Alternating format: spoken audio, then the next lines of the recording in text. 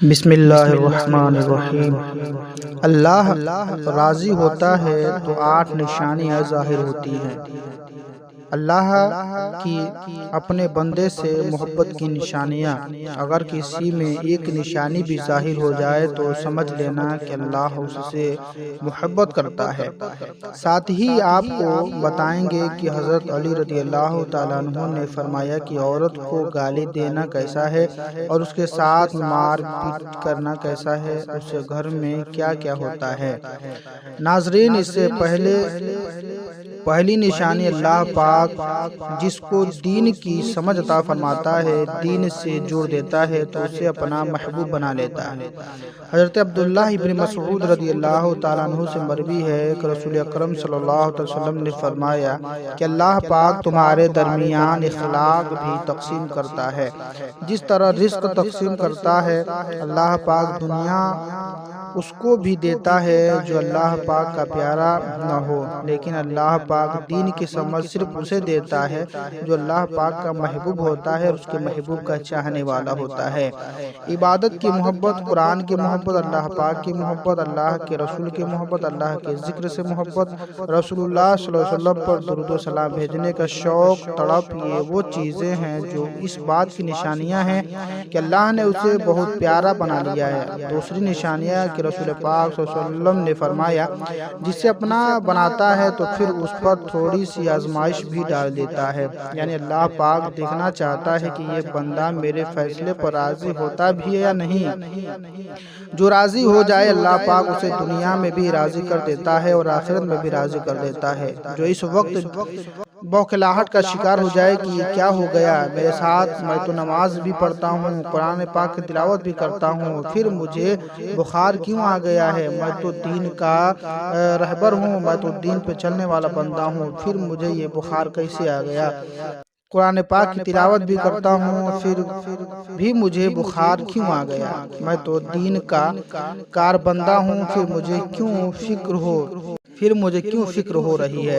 تو ایسا نہیں سوچنا چاہیے۔ حضرت بلال حبشی رضی اللہ تعالیٰ عنہ سے کسی نے پوچھا کہ آپ بڑی توحید کی باتیں کرتے ہیں تو آپ کو اتنی بری طرح سے مار کیوں پڑی ہے؟ تو آپ رضی اللہ تعالیٰ عنہ نے بیان فرمایا کہ تم بھی تو بازار جا کر برتن خریدنے سے پہلے اسے بجا کر دیکھتے ہو کہ مٹی صحیح طرح سے لگی ہے یا نہیں لگی ہے۔ بس اللہ نے بھی مجھے آزمایا ہے۔ اس کے بعد یہی وہ غلام تھا جس کا رنگ بھی کالا تھا، موٹے موٹے ہونٹ تھے، جس کے بارے میں اللہ کے پیارے رسول صلی اللہ علیہ وسلم فرماتے ہیں جب میں جنت میں جا رہا تھا، جب مجھے معراج کرائی گئی تو آگے آگے کسی کے چلنے کی آہٹ سنائی دی۔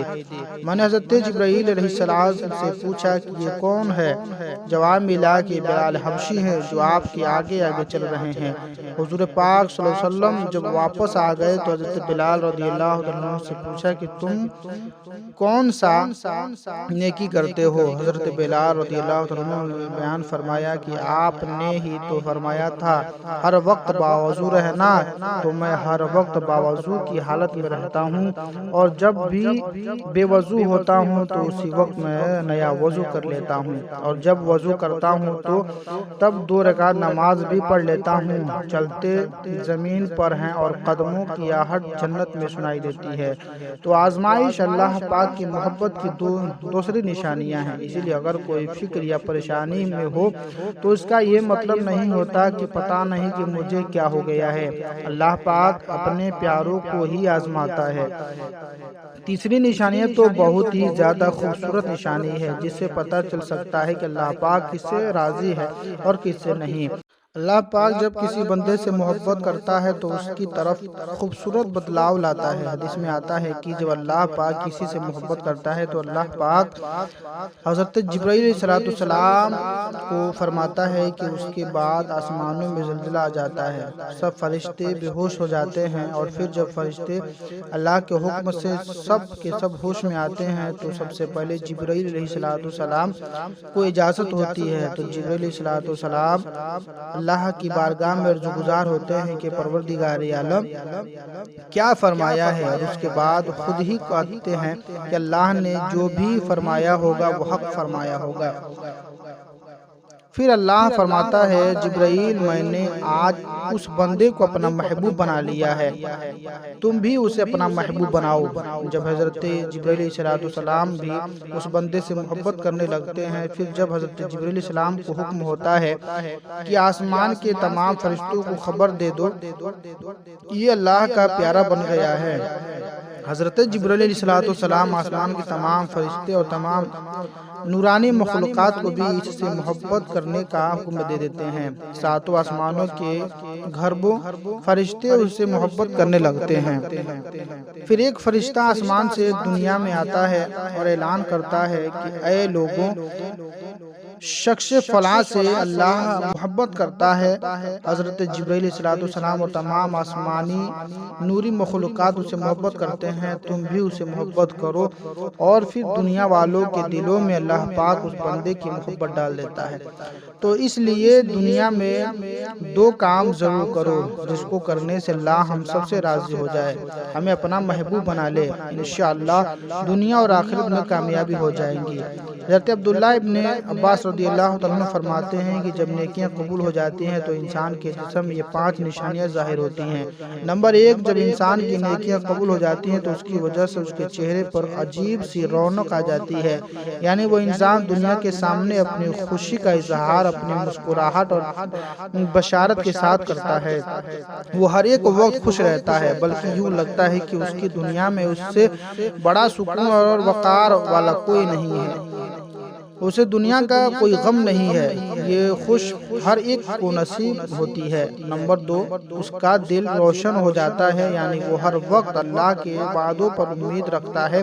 اس کے پاس کچھ ہو یا نہ ہو، لیکن اس کے دل میں اتنی خوشی ہوتی ہے کہ اس کو کوئی پرواہ ہی نہیں ہوتی ہے۔ اور یہ یاد رکھنا کہ امیر انسان مال سے نہیں بنتا، بلکہ امیر ہمیشہ دل سے بنتا ہے۔ حضرت علی رضی اللہ عنہ نے فرمایا، دولت مٹی کی طرح ہے اور مٹی کو پیر کے نیچے رکھنا چاہیے، اگر سر پر چڑھاؤ گے تو قبر بن جائے گی، اور قبر زندہ لوگوں کی نہیں ہوتی۔ نمبر 3، جب کسی کی نیکیاں قبول ہو جاتی ہیں تو اس کے جسم میں نیکی کی طاقت آ جاتی ہے اور شیطان اسے گمراہ نہیں کر سکتا۔ شیطان سے بچنے کی قوت اس کے جسم میں پیدا کر دیتا ہے رب تبارک و تعالی۔ نمبر 4، اپنے مال و دولت میں فراوانی پیدا کرتا ہے، یعنی اللہ اس کے رزق میں برکتیں پیدا فرماتا ہے۔ وہ چاہے لوگوں پر اتنا خرچ بھی کرے، ضرورت مندوں کو کتنا بھی دے، اس کی دولت میں کمی نہیں آتی۔ حضرت عبداللہ رضی اللہ عنہ فرماتے ہیں کہ نصیب کا رزق انسان کو ایسے تلاش کرتا ہے جیسے مرنے والے کو اس کی موت۔ نمبر 5، لوگوں کے دلوں میں اللہ کی محبت پیدا کر دیتا ہے، یعنی جب اللہ اپنے بندے سے خوش ہو جاتا ہے تو اس وقت اس کی محبت لوگوں کے دلوں میں ڈال دیتا ہے۔ ناظرین، اب ہم آپ کو بتائیں کہ عورت کو ذمہ داری کیا ہے۔ حضرت علی رضی اللہ عنہ نے فرمایا، عورت کی سب سے بڑی ذمہ داری کیا ہے؟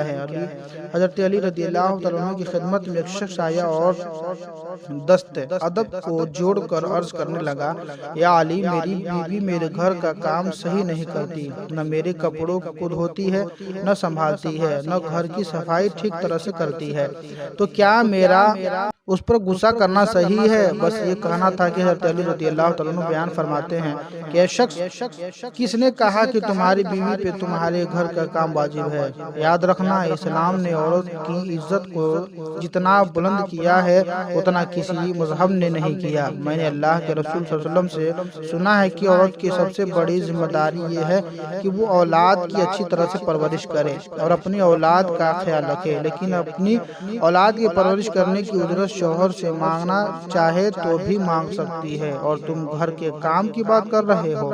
خوشی سے گھر کا کام عورت کرتی ہے، گھر کو سنبھال لیتی ہے، تو یہ اس کی عظمت ہے، یہ اس کا بڑپن ہے۔ اس کا شکریہ ادا کیا کرو، اس کا احترام کیا کرو۔ میں نے اللہ کے رسول صلی اللہ علیہ وسلم سے سنا ہے کہ جس وقت عورت اپنے گھر کا کام کرتی ہے تو اس وقت اللہ اپنے فرشتوں کو زمین پر بھیج دیتا ہے اور کہتا ہے کہ جب تک یہ عورت گھر کا کام کر رہی ہے اس کے لیے عبادت لکھتے رہو، اور وہ پورا وقت جو عورت گھر کے کام میں لگتی ہے وہ اس کی عبادت میں شامل ہو جاتا ہے۔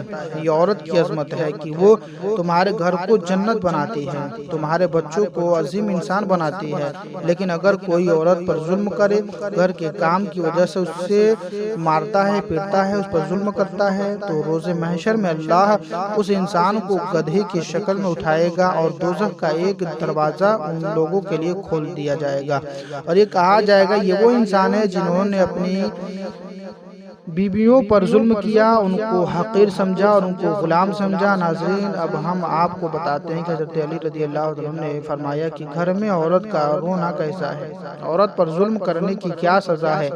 حضرت علی رضی اللہ عنہ راستے سے گزر رہے تھے، دیکھا کہ ایک شخص اپنی بیوی پر ظلم کر رہا تھا۔ حضرت علی رضی اللہ عنہ ان کے قریب گئے اور فرمانے لگے کہ اے شخص، اللہ سے ڈرو، تمہاری مفلسی پر پریشانی اور رزق تنگی کا سبب یہ ہے، تمہاری بیوی تمہارے ہی ظلم کی وجہ سے تمہارے ہی گھر میں روتی ہے۔